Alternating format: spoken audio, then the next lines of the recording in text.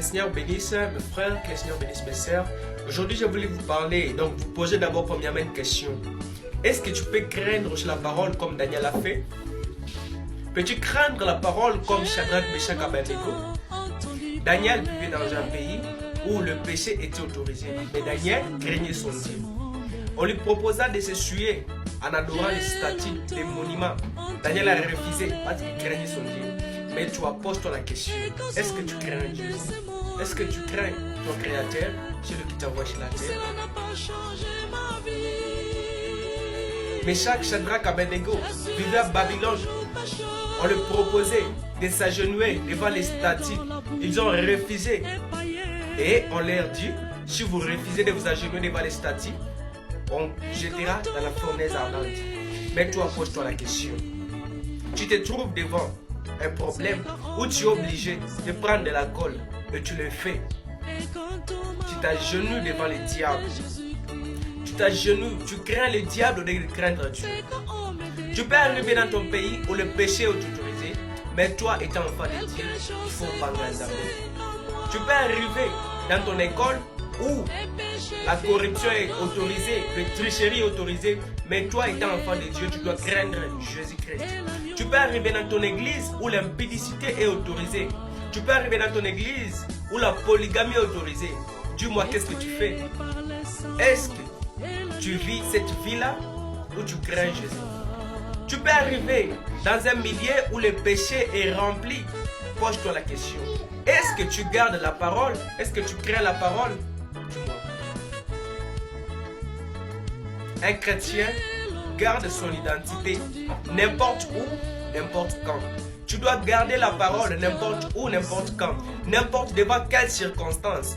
Mieux vaut accepter que les gens de ce monde te rejettent pour la parole, mais n'accepte jamais que Dieu te rejette pour la parole. Car les gens de ce monde, nous sommes avec eux juste pour un temps. Et après ceci, la mort nous surprendra. Car l'enfance passe, la jeunesse prend sa place, la vieillesse les remplace et la mort les efface. Tu ne sais pas. Tu ne sais pas. Donc, accepte de garder la parole, de craindre Dieu, d'honorer la parole. Et un jour, ton roi va t'honorer aussi. Mais toi, dis-moi mon frère, qu'est-ce que tu fais quand tu te trouves devant la foule, devant tes amis, devant tes compagnies? Dis-moi, qu'est-ce que tu fais quand ils te proposent de prendre de l'alcool, de prendre la bière, de se souiller? Pose-toi la question, qu'est-ce que tu fais? Tu acceptes de le faire pour le faire plaisir? Tu acceptes de le faire pour le rendre heureux? Tu vas accepter de le faire pour le rendre heureux ou de rendre à Jésus-Christ heureux? Pose-toi la question. Aujourd'hui, je voulais vous parler sur ceci, mes frères.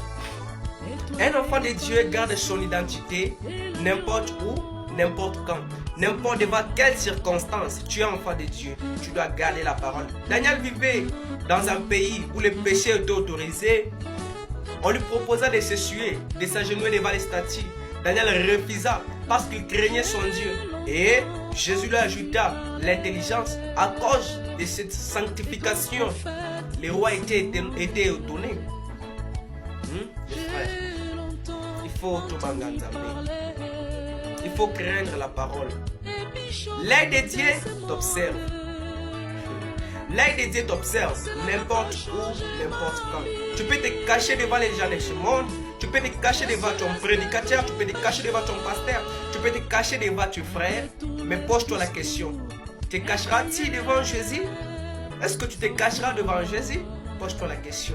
Il est celui qui voit n'importe où, n'importe quand. Parce que c'est lui qui a créé toutes choses. Où ira-t-il? Où est-ce qu'il n'est pas? Jésus est partout. Il te voit. Pose-toi la question. Est-ce que tu crains Jésus? Tu peux sortir chez toi et partir ailleurs. Arriver là-bas, tu te trouves donc sur un millier où les gens ne connaissent pas que tu es chrétien. Et arriver là-bas, vite trouver la vie de là-bas, les gens donc font ce qui leur semble bon. Et toi, enfant de Dieu, tu es arrivé là-bas, tu commences à faire ce qu'eux font. Un enfant de Dieu garde la parole. Peu importe où je me trouve, dans ma famille, à l'école, à l'université, dans mon église, dans ma chambre, je dois garder la parole. Je dois honorer la parole. Je ne suis pas chrétien seulement à l'église. Beaucoup de gens disent Dieu regarde le cœur, il ne regarde pas l'extérieur. Mais laisse-moi te dire, c'est l'extérieur qui montre ce qu'il y a à l'intérieur. Si ton extérieur est sale, ton intérieur est sale. Si la vie que tu mènes est sale et tu prétends être chrétien, ton intérieur n'est pas sauvé. Étant enfant de Dieu, il faut te battre. C'était ça le message d'aujourd'hui. Que le Seigneur vous bénisse. Jésus t'appelle, il a besoin de toi. Que Dieu vous bénisse.